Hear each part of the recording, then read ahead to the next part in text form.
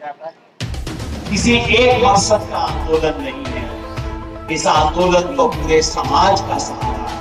ये बात औरतों, बच्चों और माताओं की उपस्थिति से साबित होती है। मैं इसके लिए खास तौर पे आपका शुक्रिया करना चाहता हूँ। आज की मीटिंग का खास मकसद क्या है? वो ये कि इस देश में किसान आंदोलन ऊपर चढ़ता जा रहा है। सरकार घबरा रही है, चंडीगढ़ की सरकार घबरा रही है, दिल्ली की सरकार घबरा रही है। इन्हें कुछ सूझ नहीं रहा, इन्हें कोई रास्ता दिखाई नहीं दे रहा। किसान की ताकत का मुकाबला करना इनके बस की बात नहीं है, इसलिए अब तिकड़म पे उतर आए, इसलिए अब साजिश पे उतर आए हैं। और आज का ये मीटिंग, आज का एक भाईचारा सम्मेलन सिर्फ और सिर्फ इसलिए है कि हम इस सरकार की साजिश को नाकामयाब करें, इसको सबकी आंखों के सामने रखें और हम यहां से एक संकल्प, एक इरादा लेके उठें कि किसी भी हालत में हमें इस इलाके में हिंदू मुसलमान में दरार डालने की कोशिश, हिंदू मुसलमान के बीच नफरत पैदा करने की कोशिश, इसे कामयाब होने हम कतई नहीं देंगे, किसी हालत में नहीं होने देंगे। सरकार की क्या हालत है मैं आपको बताता हूं। 5 रोज पहले की बात है, हरियाणा के मुख्यमंत्री खट्टर जी को मोरनी हिल्स जाना। ये मोरनी हिल्स कहां है साहब? चंडीगढ़ के साथ पंचकुला है, पंचकुला के साथ मोरनी हिल्स में होगा कोई 35-40 किलोमीटर, इससे ज्यादा नहीं है। मतलब यहां से आप मुंह जाओ इतना फासला होगा, इससे ज्यादा फासला कैसे गए? खट्टर जी को वहां कोई उद्घाटन करना था। पहले तो मैं कहता हूं भाई इतने उद्घाटन क्यों करते हो, जरा घर में बैठा करो, कुछ सरकार का काम किया करो। नहीं साहब, शौक है, जाके उद्घाटन करेंगे। हरियाणा के मुख्यमंत्री को 35-40 किलोमीटर जाके उद्घाटन करना है। कैसे जाते हैं? सड़क पे जाने की हिम्मत नहीं है हरियाणा के मुख्यमंत्री की। 35 किलोमीटर सड़क पे नहीं जा सकते। क्यों? डर है रास्ते में किसान काले झंडे दिखाए, रास्ते में किसान खड़ा हो जाएगा। तो साहब हरियाणा का मुख्यमंत्री क्या करता है? हेलीकॉप्टर से 35 किलोमीटर दूर हेलीकॉप्टर से जाने का फैसला करते हैं। मगर वहां भी दिक्कत है, जहां हेलीकॉप्टर उतरेगा वहां किसान काला झंडा लेके खड़े दिखाने के लिए इनको। तो हरियाणा के मुख्यमंत्री ने क्या किया था? रातों रात 2 हेलीपैड बनवाए। हेलीपैड का मतलब वो ग्राउंड जहां पे उसको सीधा कर देते हैं ताकि हेलीकॉप्टर उतर सके। तो एक नहीं 2 हेलीकॉप्टर हेलीपैड बनवाए।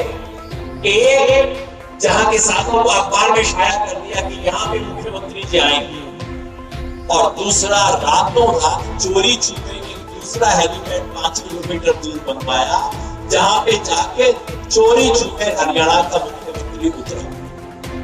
हेलीपैड जहां अखबारों में दिया था वहां किसान पहुंच गए, चोरी छुपे दूसरी जगह। अब आप देखिए इस सरकार की हालत। सरकार इकबाल पे चलती, क्या इकबाल बचा इस सरकार का? मुख्यमंत्री 35 किलोमीटर दूर 2 हेलीपैड बनवा के चोरी छुपे एक हेलीकॉप्टर से उतरता है। इससे अच्छा तो भाई कुर्सी छोड़ दे। ये हालत हो गई है हमारे पश्चिमी उत्तर प्रदेश में। उत्तर प्रदेश के साथी भी है, बताएंगे। कोई किसान बीजेपी के किसी एमएलए को शादी का कार्ड दे आया, वापिस आया तो पता लगा कि किसान आंदोलन में तो बोल रखा है कि इनका बायकॉट करना है, इनका बहिष्कार करना है, इनको शादी ब्याह में नहीं बुलाना। अब क्या करो भाई, उसने सोचा, फिर हिम्मत की और एमएलए साहब के घर गया किसान। क्या कहने कि मैंने गलती से आपको शादी का कार्ड दे दिया था, आप मेरा कार्ड वापस कर दो। आप समझो क्या फजीयत हो रही है इन लोगों की। इस सरकार की आज हिम्मत नहीं बची। किसान आंदोलन की जो ताकत है परसों परसों 26 तारीख को चंडीगढ़ में एक तरफ से पंजाब के किसान, दूसरी तरफ से हरियाणा के किसान, हजारों हजार किसान पूरी गर्मी के अंदर आके खड़े कि राष्ट्रपति को अनुरोध पत्र देने जाएंगे। हिम्मत नहीं बची है इस सरकार की, और जब सरकार की हिम्मत नहीं बचती तो क्या करती है? तिकड़म खेलती। और इनके पास क्या तिकड़म है? वही तिकड़म है जो अंग्रेज खेला करते थे। हम अपनी स्कूल की किताबों में क्या पढ़ते हैं कि भाई इस देश में मुट्ठी भर अंग्रेज थे और उन्होंने करोड़ों हिंदुस्तानियों पे कैसे राज किया? बांटो और राज करो, डिवाइड एंड रूल। कि हिंदुस्तानियों को एक दूसरे से भिड़ा दो और बस चंद मुट्ठी भर अंग्रेज उस मजे से राज करेंगे। वही अंग्रेजों वाला खेल आज भारतीय जनता पार्टी खेल रही है, दिल्ली में भी और चंडीगढ़ में। पूरे देश में इनके पास और कुछ नहीं बचा है। अभी उत्तर प्रदेश का इलेक्शन आने वाला है और मैं आप सबके सामने खुले मंच से कह रहा हूं, मीडिया वाले भी रिकॉर्ड कर रहे हैं, मैं आपको बता रहा हूं कि उत्तर प्रदेश में हिंदू मुसलमानों के बीच दंगा करवाने की साजिश शुरू हो गई है, क्योंकि इनके पास और कोई रास्ता नहीं बच रहा है। और ठीक यही खेल मेवात में खेला जा रहा है। इन्हें लगता था कि मेवाती खड़ा नहीं हो सकेगा। अगर मेवाती सिर्फ मुसलमान बनके खड़ा हो जाए तो इन्हें दिक्कत नहीं है, पर मेवाती किसान बनके खड़ा हो जाए ये मंजूर नहीं है इन लोगों को। और मैं मुबारकबाद देना चाहता हूं मेवात किसान मोर्चा के साथियों को, मुबारकबाद देना चाहता हूं आपकी लीडरशिप को। यहाँ पे मौलाना राशिद साहब है, हमारे मुफ्ती सलीम साहब हैं, भाई जाफर हैं और तमाम ऐसे साथी हैं जो इस वक्त मंच पे मौजूद नहीं है लेकिन कई महीनों से यहाँ पे काम कर रहे हैं। मैं मुबारकबाद देना चाहता हूं कि इलाका मेवात ने इस बड़ी जद्दोजहद में, किसान के इस आंदोलन में पहले दिन से मेवात बतौर किसान के शामिल हुआ। पहले दिन से मेवात ने अपना हिस्सा दिया, पहले दिन से मेवात इस लड़ाई में शामिल हुआ। अब ये इन्हें मंजूर नहीं है, तो तरह तरह के खेल, तरह तरह के नाटक, तरह तरह के झूठ यहां चलाए जा रहे हैं। मैं आप सबको भी मुबारकबाद देना चाहता हूं, क्योंकि जब आसिफ वाला मामला हुआ, यहां सब लोग जानते हैं, मुझे खुलासा करके बताने की जरूरत नहीं है। जब अपने खेड़ा खलीलपुर का जो आसिफ वाला मामला हुआ था, उसकी हत्या का, उस वक्त कुछ लोगों ने कोशिश की कि इसे लिंचिंग बता दिया जाए। मैंने अपने साथियों से फोन करके पूछा, उन्होंने कहा भाई ना, मैं इनकी ईमानदारी की दाद देता हूं।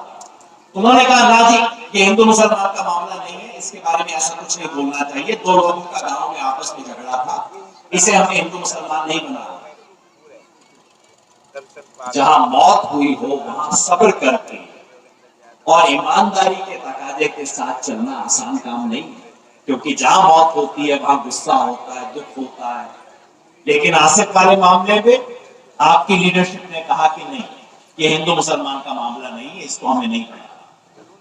बावजूद इसके यहाँ पे महापंचायतें करने की कोशिश हुई, यहाँ भड़काने की कोशिश हुई, ऐसी ऐसी स्पीच हुई जिसे सुन के मैं तो अपने कानों की उंगली लगा ली कि बाप रे, इस तरह की स्पीच इस इलाके में हो रही है। लेकिन उस सब के बावजूद आप लोगों ने अपना सब्र रखा, अपना धीरज रखा, इस मामले को हिंदू मुसलमान नहीं होने दिया। ये बहुत समझदारी का काम इस इलाके ने किया। आसान नहीं है, देखिए जोश में कुछ कर लेना बहुत आसान होता है, होश बना के रखना आसान काम नहीं है। आपने वो होश बना के रखा, इसे हिंदू मुसलमान नहीं होने दिया। उसके बाद जो जुनैद का कांड हुआ, पूरे मुल्क को उसके बारे में पता होना चाहिए था क्या हुआ।